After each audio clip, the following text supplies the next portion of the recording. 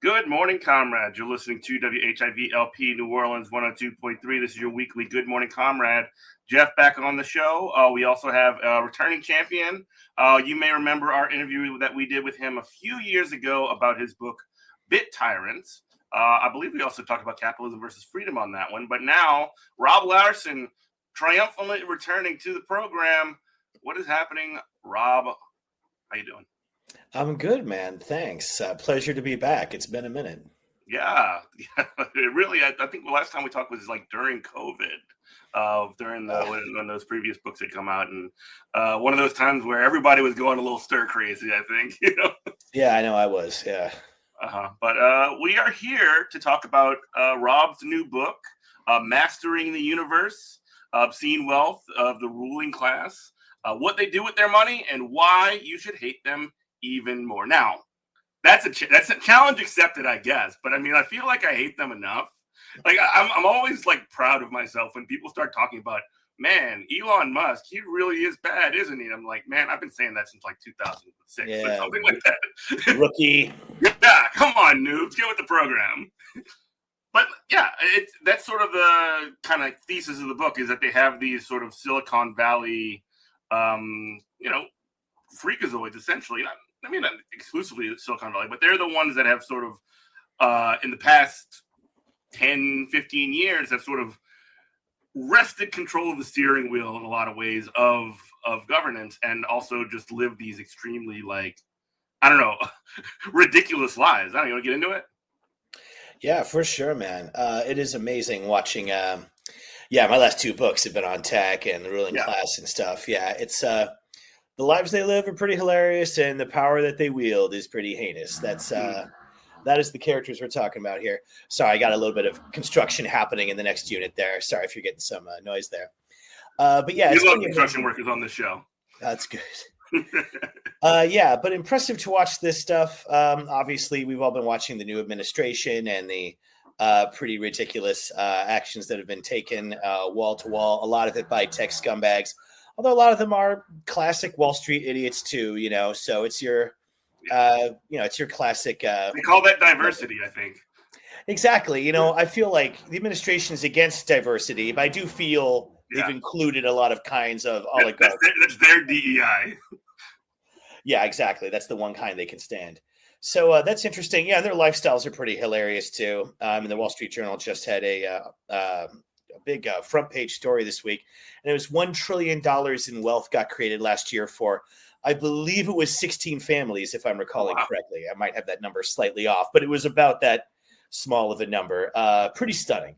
And the lifestyle that funds is pretty ludicrous, and we can get into that. Yeah, and again, you hear about, like, when you hear, even when the Democrats are in charge, and they say things like, "Oh, the economy, look at it's doing great. The GDP is doing awesome." Like, it's doing awesome for those 16 families, or for these very, very small parts of the economy. These small people, these oligarchs, these freaks who basically are controlling all of this wealth, while workers get thrown, not even nickels, not even a bone.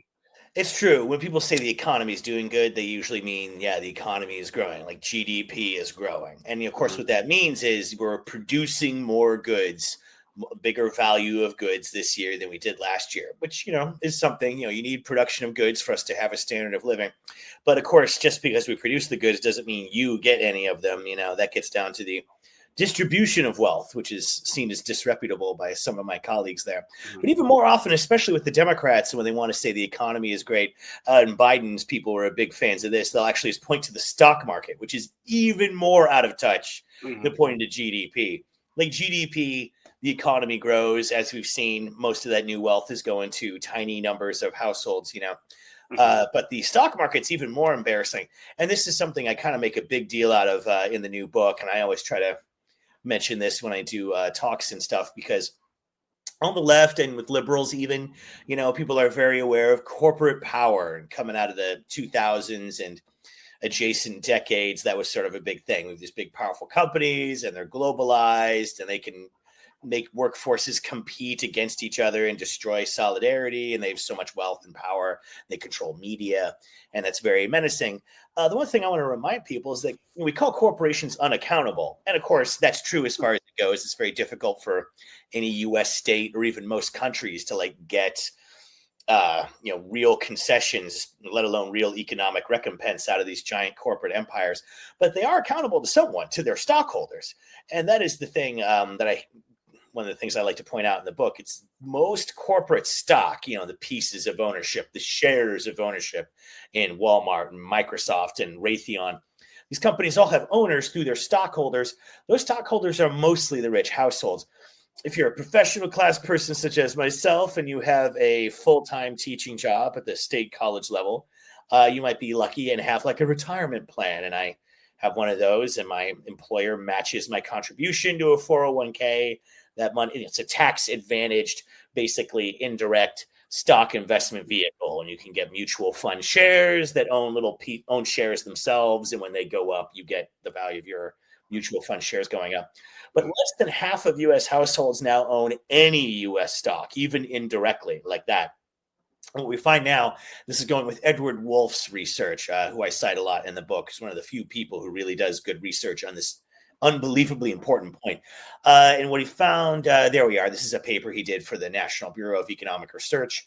In 2016, this is the last paper we have on this, unfortunately, the wealthiest 1% of U.S. households by total wealth owned 40% of all the U.S. traded equities, and the richest 10% of households by total wealth owned 84%, which is most of it. That's most. 4 out of 5 is most of it, Yeah. That richest 1% owns 40% of the economy. So whenever we talk about corporations and big business and stuff, very important, we should do that. Just remember to mention it's ruling class property. They are the owners of entities like Amazon and ExxonMobil and Palantir and all these entities. They have very, very concentrated ownership of that equity. And so when these companies have big boom years because the economy grew or the stock market's booming and Joe Biden's staff expect us to be impressed by that, this benefits people, mainly those richer households there. And I just really feel like that, corporate power, ruling class nexus is something that we should be having in our minds. And we get into some of the specifics surrounding that, but also it's always worth reminding, and obviously you're here, none of this wealth would be possible without the workers that generate it, and they're the ones that don't have the pensions, and they don't have even the 401ks, and even the ones that do have the 401ks in the past couple of months, it's you look at my 401k, dog, it's in the toilet. It's really a awful situation because those things are not guaranteed. They're based on what you put in, not what you are expected to get out. That's right. It's a defined contribution pension system rather than a defined benefit. And those still exist. Yeah. They're rarer and rarer. They're mostly associated with union jobs, honestly, straight up. That is very true. And it is, of course, annoying because this is perennially the case. Yeah, exactly. It's the working class that makes all these things work. If you're a professional class person like myself, you may get something approaching the value of your labor. Maybe it depends. It's definitely possible if you're a scarce professional, like a doctor or an engineer or a scientist or an economist or something. Sure. For most people, you'll work for what working classes competing against each other are worth, which is less and less compared to the standard of living. Right. Despite the fact, again, that wealth is not, we live in one of the wealthiest countries and one of the wealthiest periods in the history of the world. It is true. And for some reason we can't figure out the distribution thing. It's just it's just we can't get it. We can't figure it out. It's too hard. Yeah, it's tough. This is something, I do these kind of appearances and write these kinds of books and articles. And I work for a state college. So my work email is publicly available. Sure. So I get emails from idiots with some regularity. And like, how dare you say that there's anything bad about, having successful people and billionaires? Don't you know about Russia communism? Yeah. Oh, yeah. The only other alternative to this, I've never heard of Europe. I only know about that.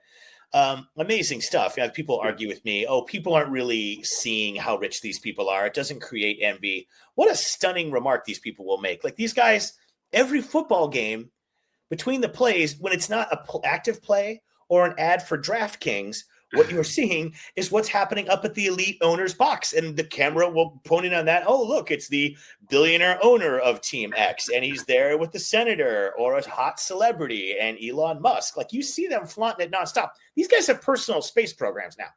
Yeah. And the other bit is people will say, well, so what if they get rich? That's, creating value. It's fine. Money comes with power, man. Like that's all these, my Capitalism versus Freedom book was just arguing. Look at how we define these ideas of power and freedom. It comes from wealth as much as it comes from the state.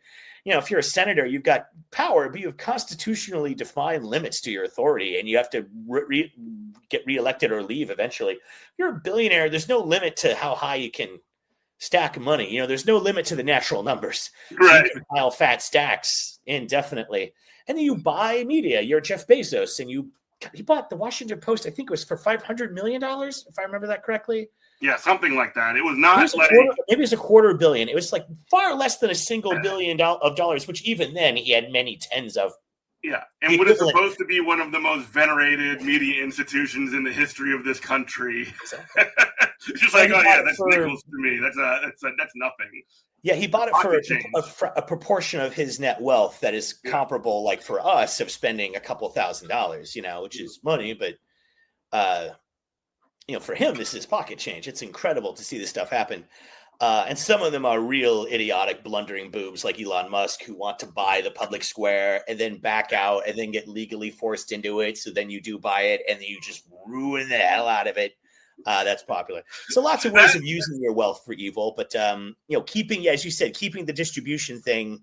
We do that because rich people and their corporations can defend the tax cuts that they've gotten from every Republican administration. And we'll have those Trump corporate tax cuts become permanent later this year in the budget bill we'll get. Who knows what else will be in there? I hope we can fight off those Medicaid and education and health cuts, but the tax cut is probably unavoidable at this stage. Yeah. And again, I know you're not making this argument, but for the benefit of our listeners, it's not just the Republicans that do that. I mean, if you remember the Harris campaign, and this is just one recent example, you see Mark Cuban is sort of the tip of the spear in a lot of the sort of you got to get out there and vote for Harris because she's going to save capitalism. Or you see one of these like Lyft or Uber like executives, and they're out there sort of giving the entire case for the Harris administration. And when you see people like that, and also people from corporations and groups like the Cheneys, then you see that being the sort of like people that are not only are they not pariahs in this party, in this sort of like supposed alternative to the bad thing. You see some of the most disgusting figures you could possibly imagine. So I mean, let's not be like our system, our political system is so completely and utterly screwed by these people that it's really difficult to see a way out of it. It is true. It's easy to get the feeling the U.S. is. I'm not trying to be a doomer here either. Like that's not my disposition generally. Yeah, it's easy to get the feeling that the U.S. is kind of irretrievable. I think we should try not to give into that. Yeah. As we're recording, it was May Day recently, and I was out at the May Day gathering, and we had a lot of people across labor, including longshoremen, who are watching their jobs dry up under the trade war beginning, which is hitting us on the West Coast early. We can get into that in a minute. But like huge turnout, ton of people. We had a big DSA presence there, like super cool. And just to say, it's when your listeners, it's so easy now. The United States is so eager for us to just all be atomized and individual, and when you watch all the twisted stuff happening right now, the effect of it is to make you feel like totally hopeless and cut off from everything. Powerless. Going personally to an event and like being in it and talking to people is such an uplifting experience. Like Bay Day yesterday was great. Or, like in my particular case, we're an AFT local on my campus, and I'm our Central Labor Council rep. So once a month we have an annoyingly late meeting, and it is such a, like, you go to these things, and Scott, like, I was the rep in New Orleans. I know exactly what you're talking about. Oh, right on. Yeah, you've seen it then. Yeah. Or AFT too. I was AFT member for 8 years. Oh, right on. Okay. Yeah. Go ahead. I'm sorry. I didn't mean to interrupt. Oh, you're fine, man. But yeah, if you go to one of these just regular meetings where we do the regular business, a lot of it is just sharing among us what's happening with the locals, and then some actual planning and stuff happens. But it's such an highly intergenerational, extremely racially diverse crowd. It's every kind of people, old vets and kids, and every kind of person's there. It's just an extremely enriching and like uplifting feeling you get when you go to one of these demonstrations or one of these meetings.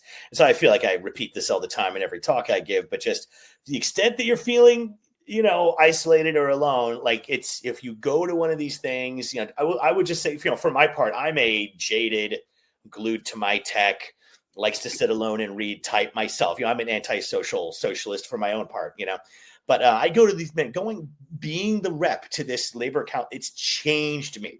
Yes. Like it changed me because it makes you feel, when you're alone with your screens, you see all of the doom that is coming. When you go to these things, you feel the potential inside you, and it will help you with your mental and emotional health, and it will help us move society forward and try to block those Medicaid cuts and the end of Department of Education and so forth. Like that is the road forward, and it will, I can only say it will uplift you inwardly in a way. Yeah, you are listening to WHIV-LP New Orleans 102.3. This is Good Morning Comrade. Rob Larson is the guest. He is the author of Mastering the Universe.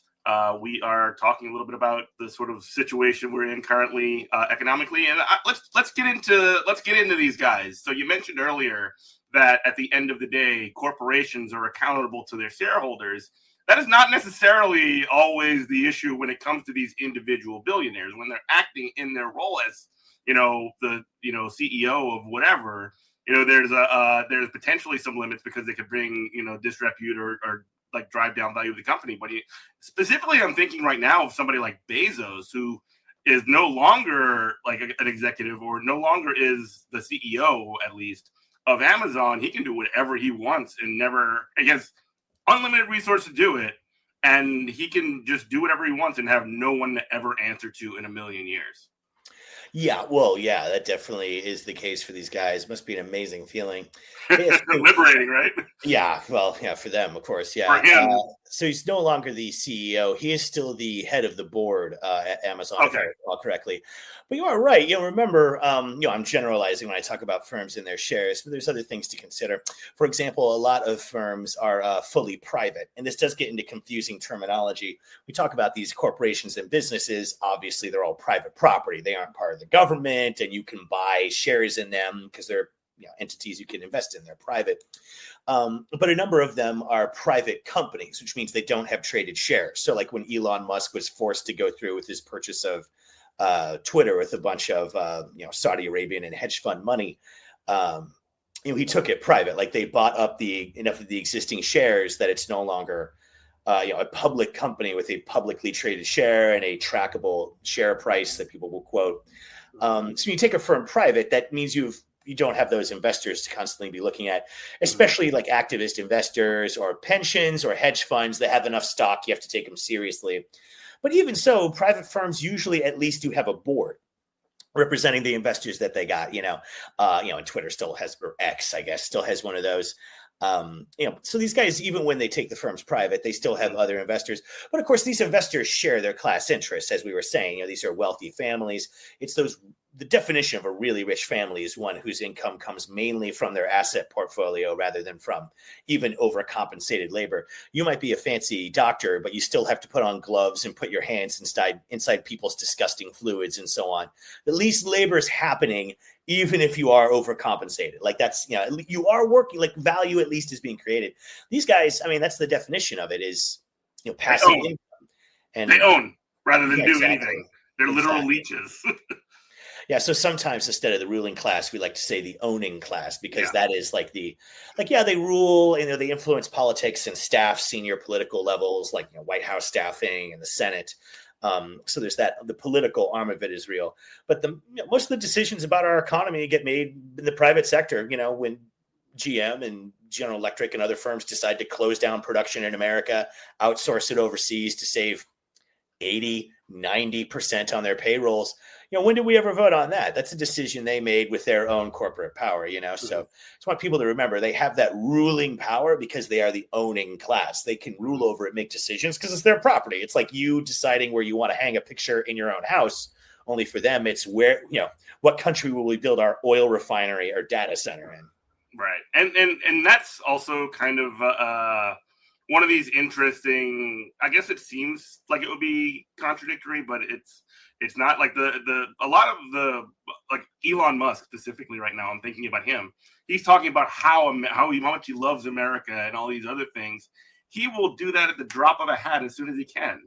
Like any of these people who like right wing is just generally nationalist in this country, and that kind of sort of like, flag waving nationalism or whatever is so easily exploited when you're just doing the exact same thing and moving U.S. jobs, unemploying U.S. workers to ship distribution across the world rather for way cheaper.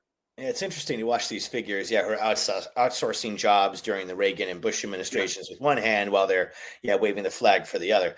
And it just gets to the left and right hands of the state. These guys wanted to fund the left hand of the state. They would bring you education and health services and clean drinking water.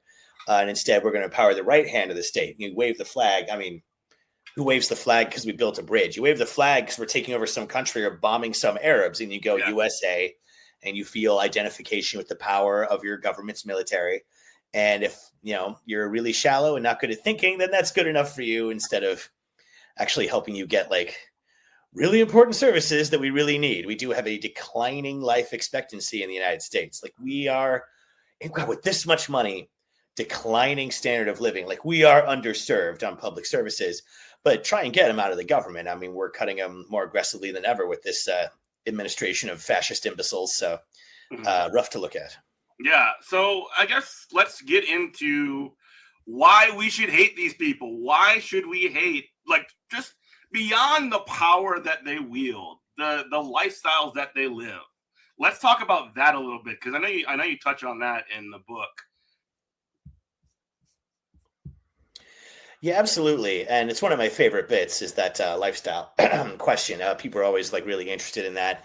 And there's a lot of ways to chop it up. Like, the first chapter is about how much money we're talking about, how it's distributed, that stock ownership part of it that's so important.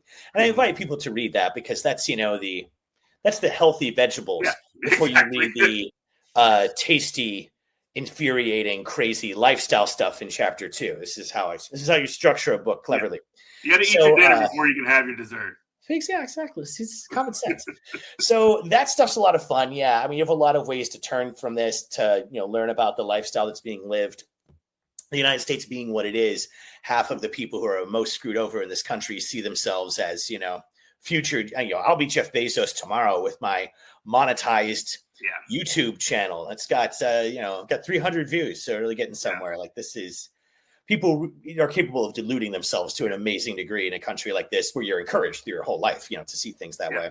Well, not me, obviously. This radio show is going to be the biggest program in all of media in a couple of years. Just give it time. Wow. Yeah. And I can get in on the ground floor for just 50 Bitcoin. That's it. What a great deal. But so this country, everyone's encouraged to see themselves that way. So some of the ruling class voyeurism is like, well, good, they have that. Look at this incredible LA mansion that was built for $200 million. I'll have a home like that one day. And then other people watching are like me and rage watching, So there's a lot of programming along these lines is my point that you can encounter in the United States. And a lot of it is just hype. Look at this fancy clothes. Look at this high-end car. Look at this fancy estate.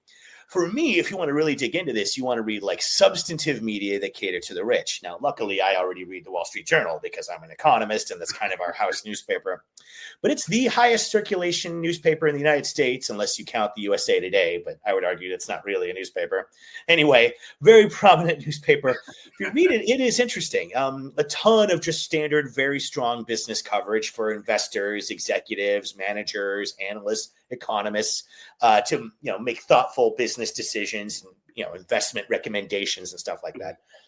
But a significant part of it is consumption side and trying to take advantage of their relatively elite, affluent audience and sell them high-end goods and services. So there's a number of ways to see that. My personal favorite is the real estate stuff.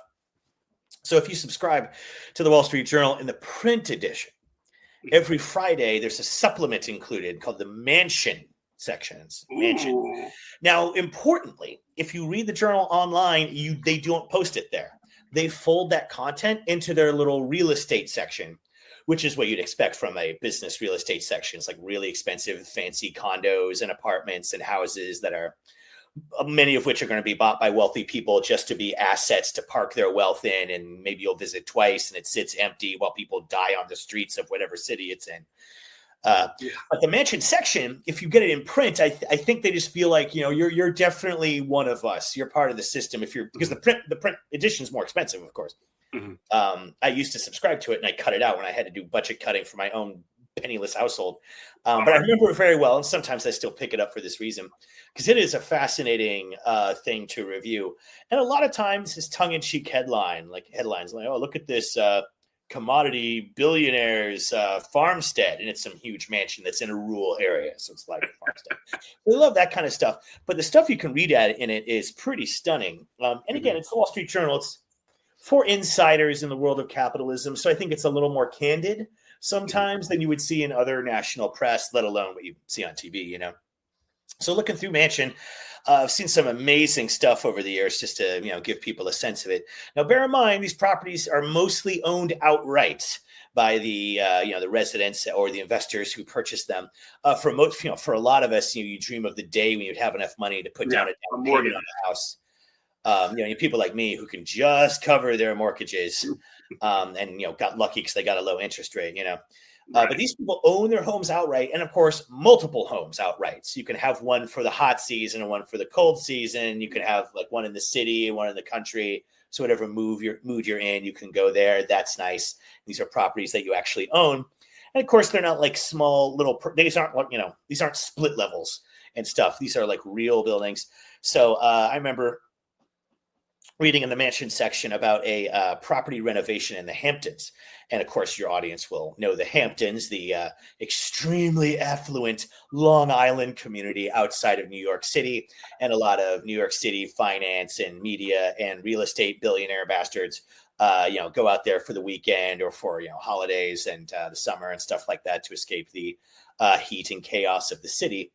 But it's fascinating, though. That's been a ruling class retreat for many, many years. Yeah. And the Mansion had a write-up on a renovation of one property that was I forget this was in which Hamptons neighborhood this was in. But they mentioned doing a renovation. Oh, yeah, $30,000 renovation bill. I mean, $30,000, which is, an insane amount of money. That's more than a down payment on a house in most parts of the country. Like that's real money there. But this was for one room. Yeah. Oh, wow. On the curtains only.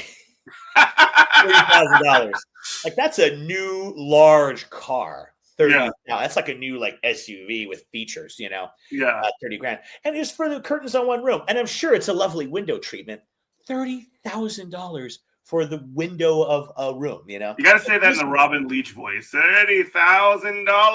$30,000 for this fashionable celebrity. People can add that themselves if they wish. I'm sure there's AI that can replace my voice and put his in.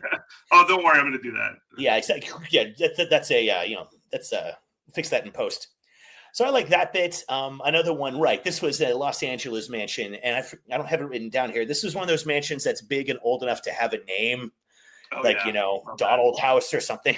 This is pretty large. This is a large estate with the mansion with 40 rooms. Wow. I'm quoting. This is quoting from Mansion here, and I quote: 40 rooms or 60 if you include the servants' quarters and the Oh. walk-in silver, fur, and wine vaults in the basement. It's like, this is mansion. If these guys politically, they're successful, they earn their success. Like, this is the reality. Yeah. It's just an offensive amount of wasted wealth.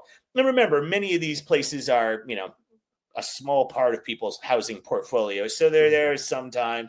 Much of the time, these houses are empty. People are on the street of Los Angeles, on Skid Row, famously horrifying conditions. Sun is rising on their suffering. Sun sets on their suffering.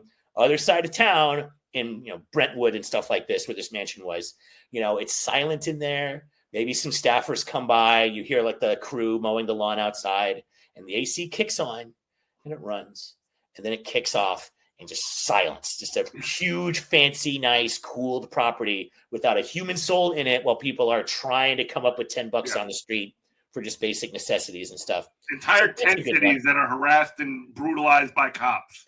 But if you're really lucky, the Democrat governor of California will come and personally throw your homeless tent in the garbage because he's standing up to America's real villains, the homeless. So God bless him. I mean, it's like a rite of passage here in New Orleans. Like every time every time Mardi Gras rolls around, or this year we had the Super Bowl too.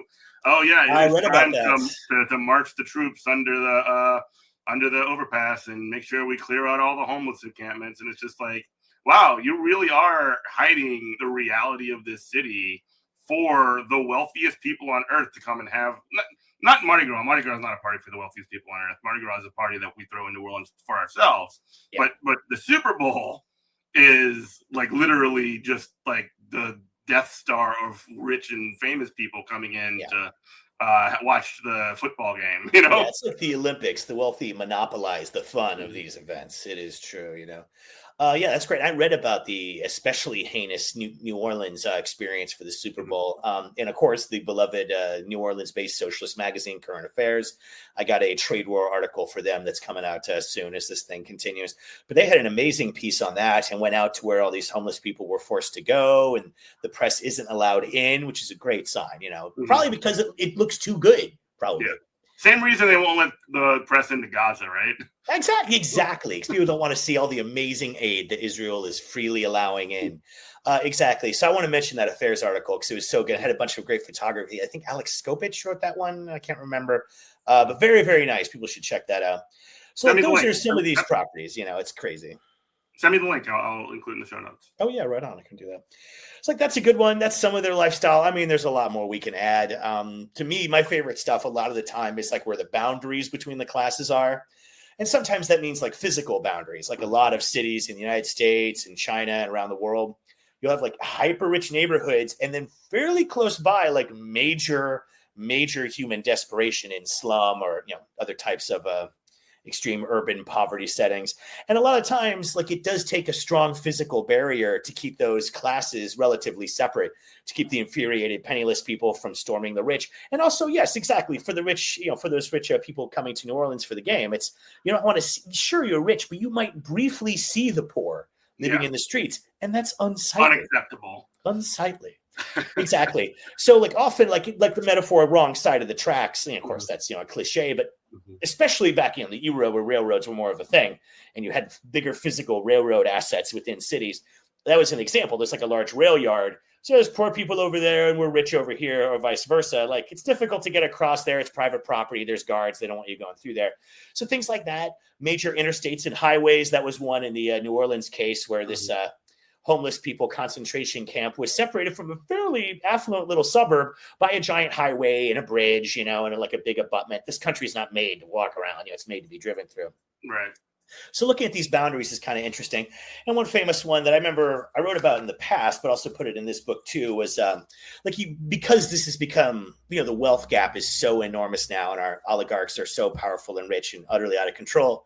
There's support for doing things about it, especially where it hurts, like providing more affordable housing. And so you have like jurisdictions like London or New York City, and they'll pass ordinances requiring that new real estate being built for market rates, which basically means for wealthy people who dominate markets, especially for high-end properties. They can be constructed, but they have to include non-market rate, like affordable units that some like working class. You mean the places with the poor doors? Yeah, exactly. Yeah. But these buildings, they're mainly for the rich because it's new construction. It's expensive to put up a building. Once you're doing steel frames and elevators, if you put in fancy granite countertops, you can sell it to rich people rather than middle class people and make far better turn on your construction investment when you do that. So we're forced to include some working class homes. Okay, fine. I still don't feel that my tenants paying real money should have to. Again, you don't want to visually encounter these peasants. I'm uncomfortable doing that unless they're like in my home to like fix my sink or my hot tub or whatever. So they have a system of separate entrances, like other. Almost swore they're separate, not as quality entrances to the building. And you go through the main entrance. It's a huge, beautiful glass-filled lobby. Sorry. And it's incredibly nice. And you have the concierge present and lovely seating, and there may be a piano being played if it's a really fancy joint. Doorman, of course, service. That's a big deal for many rich households. But if you want to go into the working class units, you got to go around the back or to the side where there'll be some alley.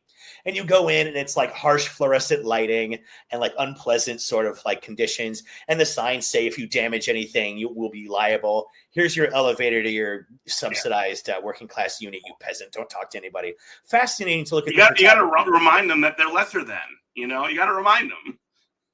Exactly. They'll forget their inferiority. You got to watch out for them. They might get uppity if that's the case and realize they're always pulling that. Yeah. It's amazing, too. For this book, I read a whole book, actually, just a little side point here about doormen, the book Doormen, which is by a sociology professor. And his writing is very, very, very bad. But his interviews with these doormen are extremely interesting. They're like, there's your common, like, observant, articulate, blue-collar dudes, which is, common, very valuable thing.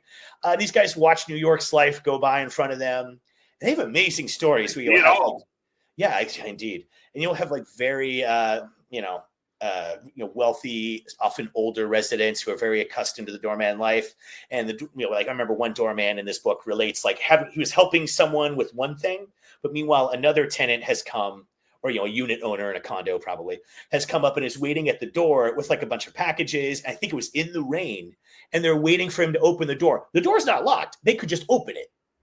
Yeah. The doorman's supposed to open it, and I'm paying for the doorman. So I'm just going to stand here and wait until he's done talking to the other person until he can open the door for me. Fascinating to read about how these people live. It's amazing. You are listening to WHIVLP New Orleans 102.3. This is Good Morning Comrade. Rob Larson joining us. He is the author of Mastering the Universe. Funny you brought up the doorman. I literally worked for the past 2 years. I just left them not long ago, but I worked for Local 32 BJ SEIU, who represents doormen. A lot of them are unionized, and you are not lying when you say they got stories. They're some of the funniest, because they're like a bartender. Their job is to talk to people and welcome people, and it's just like that. I got friends that worked over in residential, and it's just, I don't know, the members are always great, no matter what. Yeah. Totally fascinating. And that book was so bad, and I kept almost giving up on it. But then I get to another bit with a doorman and quote it. This is so good. So it's got to where I was skimming for block quotes after a while. It's not something you want people doing with your book. That's why you got to write. Yeah. So just to kind of move forward a little bit, when you have, I can't tell if this is less pathetic or like more pathetic than the Elon Musks or whatever themselves. Hello, Kitty. But you'll have, I like to call them the kind of people that would buy a Cybertruck, right?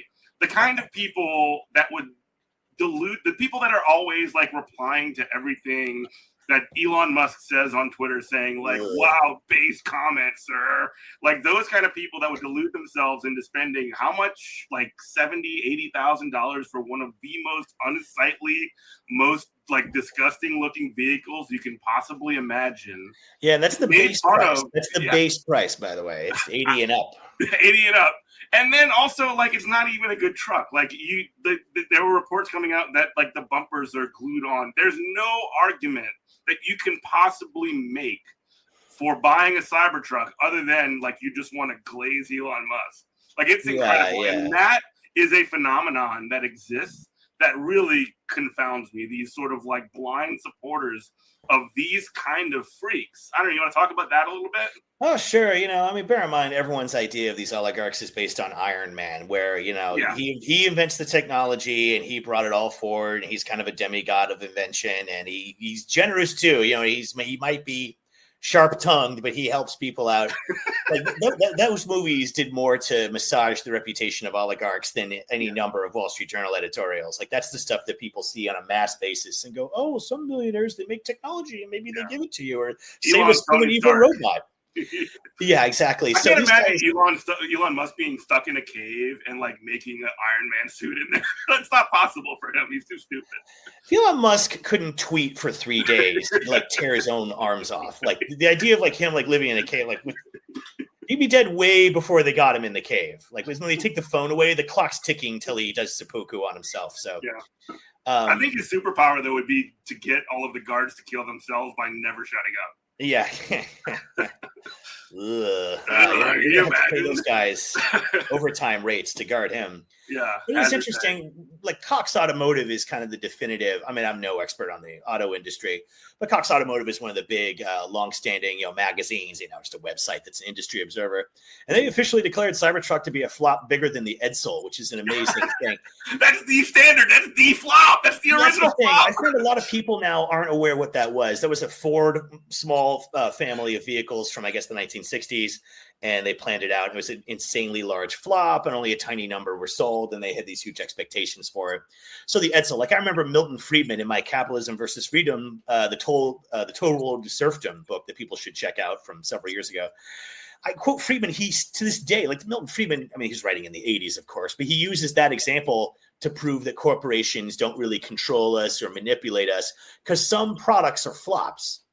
Therefore, there is no corporate propaganda, which is just so embarrassing. I mean, like lots of Soviet Union propaganda wasn't believed by Soviet citizens. It's still propaganda that covers your face all the time. If people sometimes don't believe certain bits of it, that doesn't prove anything except that they're smarter than propaganda. But what Cox Automotive was saying about the truck specifically, beyond declaring it, a historic flop, this is one of the things that Elon Musk actually did at that firm was dictate the design and controls and terms of sale of that thing. He bought that company from the founders and then forced them out once he took over the board. People think he invented these cars. It's just so funny. Like he pushed out the people who did that, But they mentioned that this is from memory, so these numbers won't be quite right, but it was high 30,000s was the total sales for Cybertrucks since it was first released last year. Like that's pretty modest number, but people pointed out, or I forget if I made this point or someone else did. Been doing a lot of talking lately. But like 30,000-ish units sold. The United States has about 42,000 zip codes, like civil postal codes. So when you see a Cybertruck, and I see one in my neighborhood all the time, when you see a Cybertruck, you're seeing the dumbest dude in your zip code. That is what is happening at that moment, when you're seeing a Cybertruck, that is. So, just recognize that at least there's a valuable service there. Women, that's, draw your own conclusion. Mm-hmm. Yeah, and it's funny too because like, the people who bought the Teslas, and I do have some like, there was like a genuine attempt at marketing to make it seem like Teslas were like a brand that were really futuristic and forward looking, and there was definitely a media marketing campaign around Elon himself, and again, proud OG Elon hater, didn't buy the BS.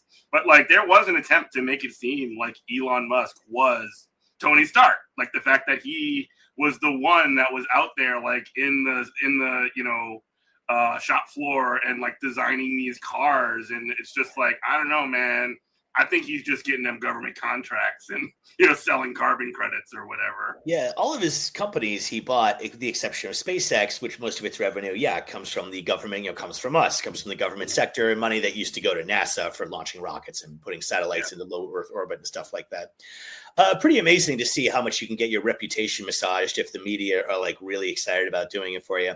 There has to be some future to stupid capitalism, so it's tech and AI and Elon Musk, and maybe we'll go to Mars, which, not going to be happening under this system. Like that takes a big system of social sacrifice and like major achievement. And that is not this system, So interesting, to watch him become the mascot of this, you don't really want to be the face of modern capitalism, but Elon does have the perfect face for it. Oh boy, does he ever, Piggy. And again, you mentioned the sort of like what we're doing with these huge government contract programs that have hollowed out things like NASA. You compare that to what NASA had done in the 1960s, and like we went to the friggin' moon. You know, now we're just like, wow, Jeff Bezos on the back for shooting, you know, Katy Perry into space or whatever. It's so ridiculous. This whole like billionaires in space, like it's like the lowest echelon of space. They kiss the mesosphere and go, that's space. Yeah, how's the space? Unbelievably trivial version of this. Like, we put people on the moon by taxing your freckled ass at an eye-wateringly high level by today's standards. Like, that's how we actually did that. We taxed you guys very, very hard with marginal tax rates in the 90% over, I think, $5 million in the Eisenhower era on annual incomes, like stratospherically high rates from this point of view. And that only kicks in once you're already making many millions a year. Right. So pretty reasonable in my view. That's how we built the Golden Gate Bridge and the highway system and put men on the moon, man. Like that is how we did those disease eradications. Like those things are expensive. How do we get the money? Yeah, well, we used to tax you. Now we don't. And 3 billionaires have their own make-believe Star Trek space programs. It's unpleasant to view. Yeah, and again, we had taxes and we had strong unions in this country. When you hollow those out over the 80s, the 90s, and 2000s, and when you circle back and it's just like, what the hell happened to America? Why can't we do anything anymore? Why is China, the big boogeyman that we are always talking about? Why are they overtaking us in every level of production? Why is this happening? It's like, no, bro, you stabbed the knife into yourself. You stepped on the rake several times. You really did this to yourself. You listen to WHIVLP New Orleans 102.3, Good Morning Comrade, Rob Larson. But yeah, I mean, again, the sort of decline comes along with the refusal to invest in working people in this country, refusing to invest in like these are, look, I'm not somebody that's necessarily like patriotic or whatever, but like these are some of the most anti-American people I could possibly imagine, because they don't care about the actual production of it. They're just getting their beak wet and just blaming whatever else they see. You know what I mean? Yeah, absolutely. It's a very, transactional kind of looting the state era. Mm-hmm. It is the case, and when you're no longer getting taxed like you used to be, you have all this money now, you can buy media, you can get the political influence, you can get the tax code rewritten to favor you more, all these things that come with huge amounts of wealth. Absolutely. Which ends up being like this like ugly mercenary culture. And you look at this administration and people are in it for short periods and then leave, like Ramaswamy and stupid Waltz. I guess he's still the UN ambassador or whatever. Yeah. Like these people, like none of them believe in anything bigger than themselves. No, none of them has ever like even like an evil thing that's bigger than them. Not even that. Like it's like they're not forward thinking enough to be. They're just like literally living in the moment. It is true, and I often say like one big feature of the tech platforms dominating our lives, and something I didn't really talk about with BitTyrants because that was still relatively early days back then. Sure, it's incredible how much like the metrics of the tech oligopoly has like just come to completely dominate people's mental space. You have all these left-wing and even more right-wing, of course, influencers and YouTube creators and stuff. And they're always saying like, my station's really big. I'm standing up to the power of big tech. I've got almost 20,000 subscribers. So subscribe so I can get a bigger number that Google tells me while I bravely stand up to them. I'm going to stick it to them. I'm trying to get a paid creator status so I get some monetization from this channel from big tech, they're very afraid of me. It's amazing. Like, there's some idiots, some like real TV buffoons like Sebastian Gorka. Like, we're against the establishment. Ooh, Goldman Sachs check. Thank you. We're against the establishment. Come to our channel. We've got so many people watching at this moment. According to these tech platforms, the amount that it's taken over people's it's people's idea of what a metric is. It's what some platform shows you for your views and downloads and interactions. You left out my favorite guy, Mike Pillow. You left out my favorite one, Mike Lindell, the Pillow guy. Some of these guys are kind of their own category. Like some of these guys just are maniacs who have kind of like found a maniac role. That happens. No, that's, I mean, my God, some, you should tell me about him. Like he's not rich enough for me to pay attention to him. So Okay. I only know about him what I hear on Chapo. So I rely on other people to tell me. That's basically what it is. Like he basically is a scammer who he basically got it sued by the election company. What was it called? I can't even remember. And he created his own Dominion. It was Dominion, and then he created his own sort of, like, Dominion. That's it. platform. He created his own media platform as well, which is just awesome. Oh my God! And I don't know, he's just a Trump media guy. Or like these like Patrick Bet Davids or whatever the hell else. It's just these people who are just creating these platforms that are supposed to be going. They always brand them. Tucker Carlson too, branding themselves as like rebel populist, fighting the system. Yeah, talking about, I really care about the working class. Me, the fail son of the Swanson frozen food industry or whatever. Worked for Fox News and was against Trump until he ran the primaries, and then now we support Donald Trump. Yeah. Steve Bannon's another good one because he looks like hell, like Michael Moore. People think take it more seriously. Steve Bannon comes from Goldman Sachs. Like all these guys have the most elite Ivy League credentials, and then they like lose their position of power. Yeah. So then you go, I guess we're just complaining about grifters at this point, I suppose. But like every one of these guys has some like hyper establishment basis that got them like their name. Yeah. And then now, yes, I'm Tucker, I'm Bannon, I'm bravely, the system is very scared of me. Oh, I hate to become secretary or something later. Yeah, and then they end up doing. Isn't Sebastian Gorka in the government now? I believe he is, right? I don't know what his position is. He's in there somewhere. Chad, tell us who it is. Yeah, they brought in Laura Loomer like for a little while too. I think she's just an outside advisor now. She's getting people fired from the National Security Council. Like, and that Laura Loomer is a idiot. Like, that's just like, it's amazing. You can be, what's his name? Patel in charge of the FBI. Yeah. Like, just like full on simpletons. Dan Bongino is the second. Like, this is just like funny idiots who they make fun of on Majority Report for their blundering channels. Yeah. I'm in charge of several thousand staff members that can look at your emails whenever we want. God, and just sort of like the political landscape that puts out, like, it's crazy to me from a couple of perspectives. And now we're just yakking, obviously, but that's cool. Yeah. But like the way that I sort of look at that, and I'm like, wow, okay, so the Democrats are supposed to be the ones that are standing between us and this like extreme dummy fascism that cannot get out of its own way and can never shut up, and they can't even beat them. They get rolled by them left, right, center, over and over and over again. It is incredible. And like, I'm not trying to make this about the Democrats or whatever, but it is. Well, maybe, yeah, I am actually. The fact that you can't beat them. The fact that you can't even touch them. And you're not even really trying. Like the James Carville strategy is to just like let them beat themselves, which, I mean, let them destroy Medicare. I'm rich. That's fine. Yeah. These guys are great. I'm trying to remember what's her name, that other DNC whisperer who saying we shouldn't use the word oligarch because people don't get it. Alyssa Slotkin. That's it. We should use oligarch because no one knows what it is. Oh, I think people know what it is. The people who fund your little shitty think tank don't care to have that commented. And like Bernie's going on tour, getting 30,000 people in a crowd, and like you're literally just saying that Americans are too stupid to know what a word is, or Google it, or ask ChatGPT or whatever. You're saying that's the thing that's standing in the way, even though they're getting $30,000 person crowds, while the Democrats are polling at like 30% lower than ever in history. The only part of the party that has any support is the Bernie-crat wing. They always make sure has no power.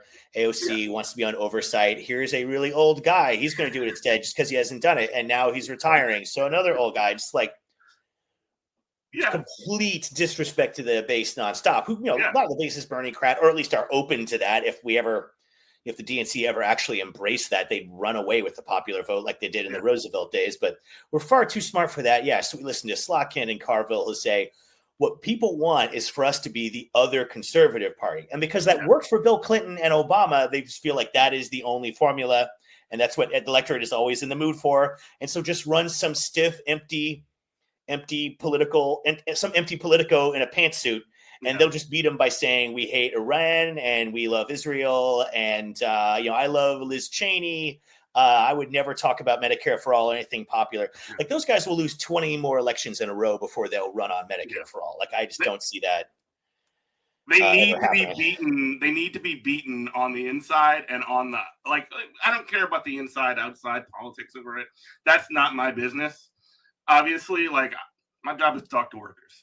But like when I look at the broader scale of it, and I see union leaders out there that are like actually saying, I'm thinking specifically of somebody like Sean Fain, who's out there saying things like, hey, you know what we need to do? We need to link all these contracts up together for May Best 1st. Idea I ever heard. What a great idea that is. Simple, and it's just like, doable. General strike. Boom, there you go. You got it. There you go. The thing that internet poster listening to this is going to get mad at me, but like saying there's going to be a general strike next Tuesday ain't going to happen. But actually having a plan, having a strategy, and building towards that. I mean, I'm not deluding myself to think that like every American worker is going to be on strike on May 1st, 2028. But if there's a significant enough group of people who have that capacity, who've been planning for this, who have the prerequisite set of demands to actually to get those concessions, to get those kind of things and move the ball forward, I think that's much more of a strategy than anything we've heard out of anyone else. That's amazing. Those are the figures, the political figures doing that are the ones that are turning out gigantic crowds when they were running for office. The union leaders doing that are the ones who are having some success in their strike actions. And that's the easy version of a general strike, is just have a bunch of contracts up for negotiation at the same time. That's the easy version. You just have your contracts come up and you all threaten to do a work stoppage, and then you do one for like 3 days. Friggin' remind them who's in charge. These CEOs don't go to work for days. The company just runs fine. The workers don't show up for a few days like no products are made, And you can tell that because Elon Musk spent weeks and weeks ruining the government and laying off people and stealing our data to train his heinous AI. And, Tesla and Twitter are the shambling wrecks that they were when he was in charge. Not that they're doing good, but the point is they operate just fine without him. Even more worthless than most CEOs. But the point generalizes to all these people. You're only in charge because this industry belongs to these private shareholders. If it wasn't for you, it's more common sense for us to the workforce to be in charge. We're the ones who know how every damn thing works. Yeah. So, Rob, anything you want to get in before we get out of here? Because we have about 2 minutes remaining. That's great. I would just say we're coming up on some real stuff now. We're coming up on some real national economic crisis. I believe we economists aren't good at predicting things, including me. So don't listen to any of this. But I would say, take a look right now. This trade war is, I think, going to be bigger than maybe some people appreciate, perhaps. Business hates protectionism and tariffs. They want free trade and stuff. They can live with some tariffs. What they can't live with is the nonstop back and forth and zigzagging policy announcements. Huge tariffs. Okay, not for one more week. The effect of all this is to make business sit on its hands. They aren't going to put a $20 million plant up, not knowing if the tariff will still be there in 2 weeks, let alone in 2 years when the plant is ready to operate, So right now we put a triple-digit tariff on the Chinese. They have one on us. A 20% tariff is a big one. Yeah. This is triple digits. This is an embargo. We embargoed our biggest trading. People have no idea what is coming. It's just now reaching us here on the West Coast where I am, because we're on the Pacific Rim, so we're the closest import hub for those Chinese, and other Asian economies trading with us. I live in Tacoma, Washington, along with Seattle. That's one of the big pair of West Coast ports, along with LA, Long Beach. And, we've been watching the trickling down of what is normally this huge flow of goods into, huge container ships and auto ships into our ports here for unloading and shipping across the country. And especially this time of year, because this is usually when retailers start bulking up and gearing up for the big Christmas season, which for a lot of consumer goods firms is when they do like 2/3 of their business over that couple month period, which is an extra crazy way to run an already crazy capitalist system. But because if you go to I was in the port of Tacoma just yesterday, I was just down there, and it is a ghost town. There are some ships, but nothing compared to what you would normally see, especially this time of year. and LA Long Beach are reporting a plunge in arrivals as well. Gradually, this will hit ports in the Gulf Coast where you're at and the East Coast. We're going to see bare store shelves soon, because when you have a 145% tariff, like a product that would cost $100 now costs $245. Yeah. And that's a negative margin that's pretty deep for a huge amount of importers and retailers, more than they can afford. And yeah, we did carve outs for some popular Chinese products, mostly Apple stuff, phones, laptops, and servers. Mm-hmm. That is not going to be enough. We ship natural gas to China and they ship us the plastic. All of our glass comes from China. Like our medical devices are made there, and all these components and toys and household goods and clothes, all this stuff will just not be coming in soon. And so these empty ports, they're just now happening here on the West Coast. They will be happening nationwide soon. And I mean, sooner or later, that will cause enough capitalist whiplash that Trump will take his hand off the stove. By then, I expect a lot of damage to be done. And I mean, Trump is putting himself at odds with the capitalists who run this society, saying, a day or two yesterday that, oh, yeah, some Christmas disruptions. Maybe your kid has $2 instead of 30. Yeah. The capitalist class that runs this country, they're going to Nixon him. They will find a way, in my opinion, to get him out, because you can't. If Bernie did what's happening to the markets now, they would be dead. Yeah, but I expect Trump to get pushed out in some way, or have some. Of course he won't. He'll do a big climb down reversal he does for every damn policy, of course. But the effects of that won't go away when he changes his mind. It'll take months, even if all those Chinese exporters start producing for our importing companies again, which they might not. We canceled a lot of their contracts with these huge tariffs. Even if they start producing again, it will be months before those goods are back on the main economic centers of the East Coast again. Because it's many weeks just to get the goods here, and you have to start it back up and then shipping them. I think people don't quite see the economic whiplash that's just starting to hit our shores out here right now. So I think there's going to be a lot of discontent and popular anger that we really need to be all hands on deck on funneling that to the left rather than even more to the right. Well, yeah, and I think about that too, is the joke that we've always made on this show is that part of the reason that the working class in this country does not rise up is because jalapeno poppers are $5 and you're going to get your new Nintendo Switch. Cheap products at Walmart, man. Yeah. And the Commerce Secretary goes on TV and says, well, America is about more than cheap products. Since friggin' when? You guys are going to get your heads cut off by your fellow billionaires one day. I mean, they'll all just be forced to climb down, of course. But I don't see them getting away with that. This is, even if you're on the right, you can't just stomp on capitalism's fiscal years. They won't have it. And unfortunately, it is not a problem that is going to solve itself either in a mechanical sense or a political sense, because what the Democrats are counting on is we can do the same thing, just ride the backlash wave like we talked about earlier from this, just that happened in Canada just now and what happened in the UK last year. And I think that's actually probably the scariest thing about all this, is the idea that a political pushback would actually cause more problems, because the Democrats are not distinguishing themselves, or there's no political entity that is going to distinguish itself from this unless it's going to be independent of the Democrats, because they are just too committed to stability, like what they see as stability in the system. Pelosi says we're capitalists. Yeah, it's that, but also the declining, and I know we got to go, but the declining was everything getting worse over time. That is the desirable position for the Democrats, and the Republicans, and specifically these Trump people, are essentially just coming out and basically I understand, not the connection specifically with Trump or any of that stuff, but the outrage that is being sort of capitalized on by this sort of MAGA right wing, whatever you want to call it, movement. It's because things have been made so terrible in this country over the past 30, 40, 50 years. It's because your retirements are going away and everything is much more expensive. It's because and it's just, that's how we got into the position that are in now, and the Democrats' response is more of the same.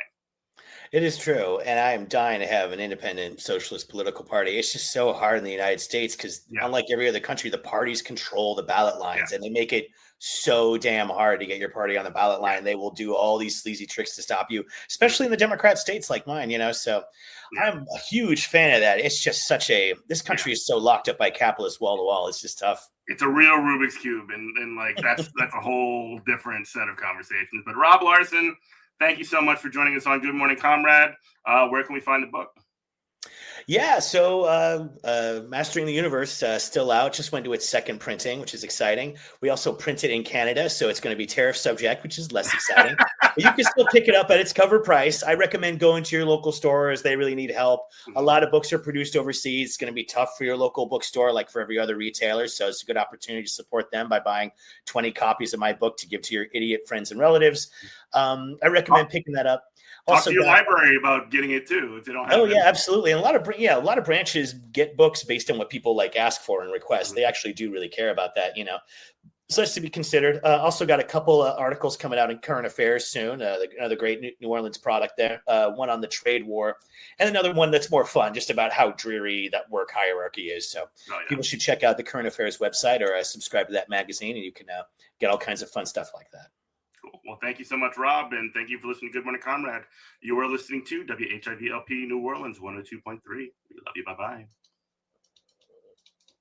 Roll up on, roll up on, roll up on, roll up on, roll up on, roll up on, roll up on, roll up on, roll up on, roll up on.